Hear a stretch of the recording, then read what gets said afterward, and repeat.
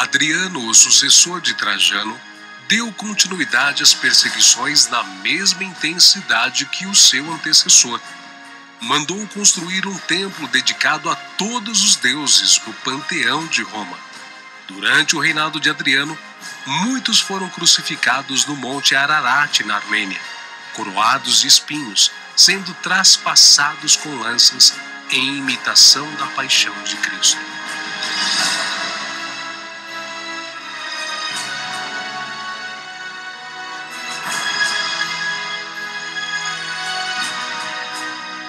Adriano, ao morrer no ano 138 d.C., foi sucedido por Antonino Pio, que deteve as perseguições contra os cristãos por um tempo.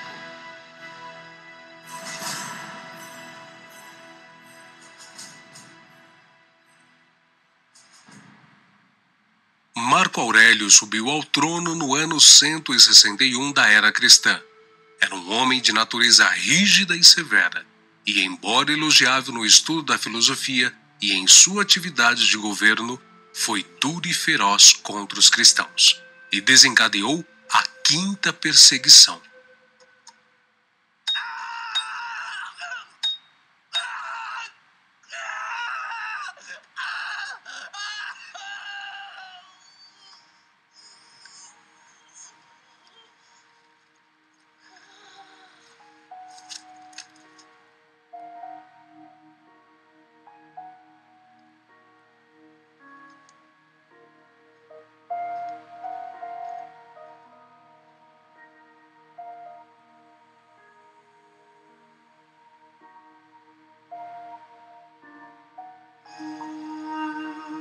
As crueldades executadas nesta perseguição foram de tal calibre que muitos dos espectadores se estremeciam de horror ao vê-las e ficavam atônitos ante o valor dos sofredores. Lemos em Apocalipse que o Senhor mandou que seu servo João escrevesse uma carta ao anjo da igreja de Esmirna.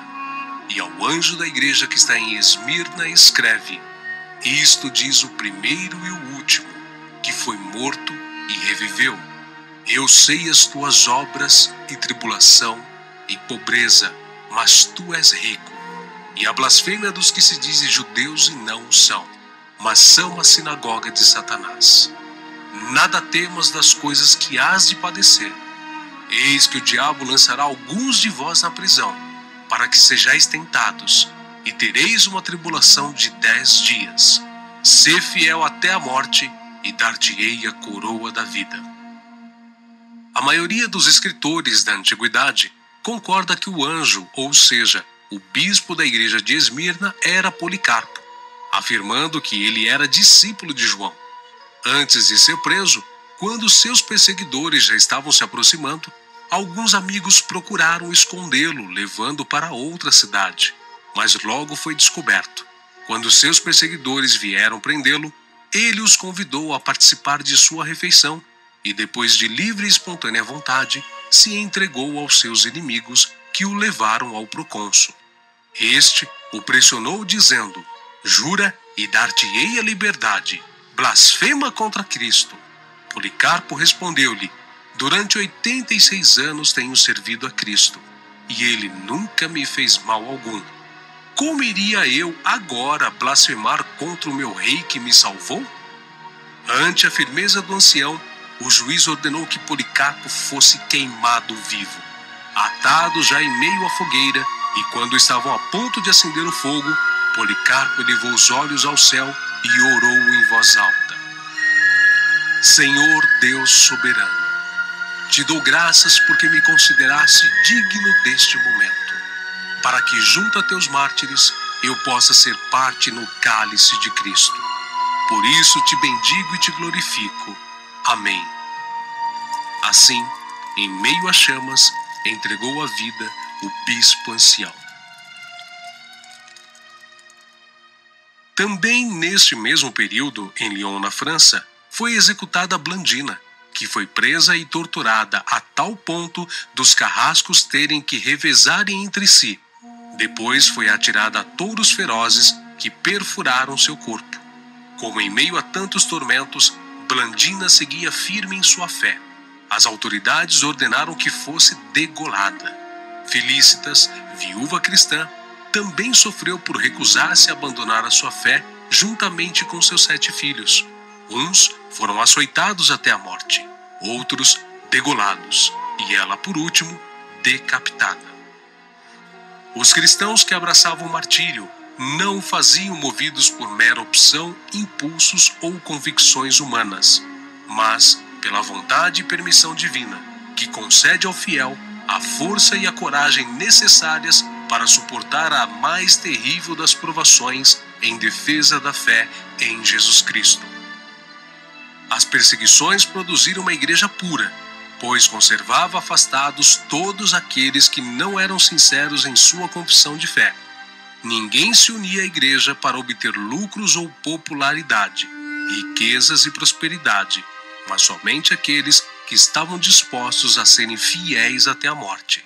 Se tornavam, então, publicamente seguidores de Jesus Cristo. Para os cristãos, não bastava apenas viver como Cristo. Eles tinham o desejo de morrer como Cristo, por Cristo, com Cristo e em Cristo. Porque a vós vos foi concedido em relação a Cristo, não somente crer nele, como também a padecer por ele.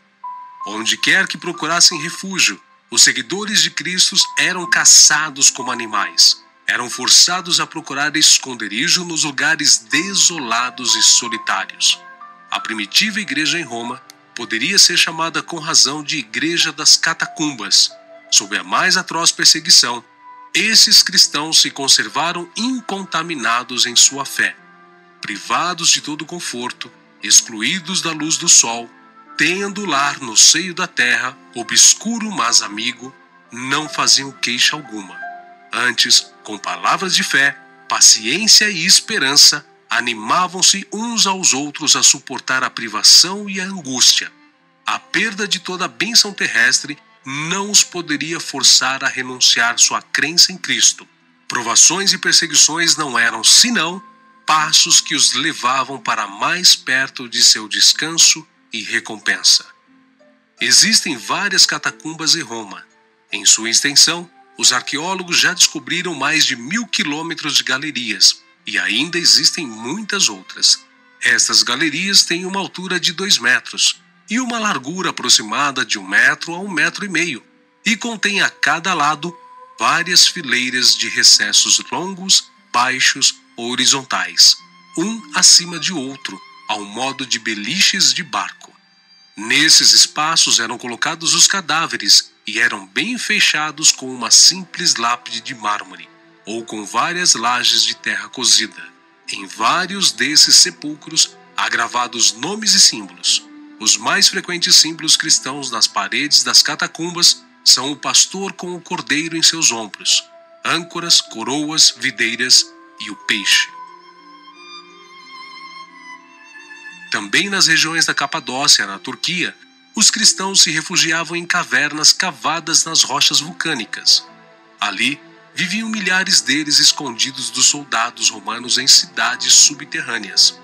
Nas cidades, haviam cisternas para armazenagem de azeite de oliva, armazéns de alimentos, cozinhas com sistema de exaustão para dispersar a fumaça, de forma que não fosse notada na superfície, poços de água, templos de culto e até 52 tubos, formando um incrível sistema de ventilação para que o ar entrasse e percorresse todos os níveis até os mais inferiores. Lá dentro eles nunca sabiam quando era noite ou dia, e as entradas eram protegidas com pesadas portas redondas de pedra. Durante muitos anos, os cristãos usaram esses túneis e suportaram enormes sofrimentos para preservarem a sua fé.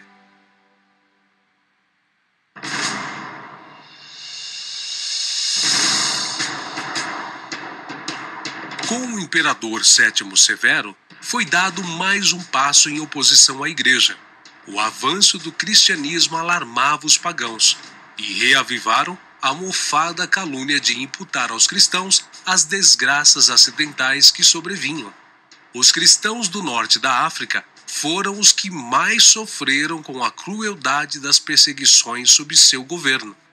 Entre esses estava Perpétua, jovem de 22 anos e mãe de um bebê recém-nascido, e Felícitas, uma mulher casada e em avançado estado de gestação quando foi apreendida. Dias depois da prisão, ela deu à luz a uma menina que depois foi adotada por outra irmã na fé. Para Perpétua e Felícitas, o fim viria através dos chifres de um touro enfurecido. Primeiro, ele atingiu Perpétua, depois foi atrás de Felícitas. Elas levantaram diversas vezes, mas o animal não conseguiu liquidá-las. No fim, Felícitas foi decapitada, e quando chegou a vez de Perpétua, o gladiador tremia e só conseguiu feri-la. Então, ela tomou-lhe a mão e guiou a espada até o seu pescoço, aceitando a morte em nome de Cristo. Depois disso, as perseguições cessaram. Veio um intervalo de paz, com a expansão da igreja e milhares de novos adeptos para a fé.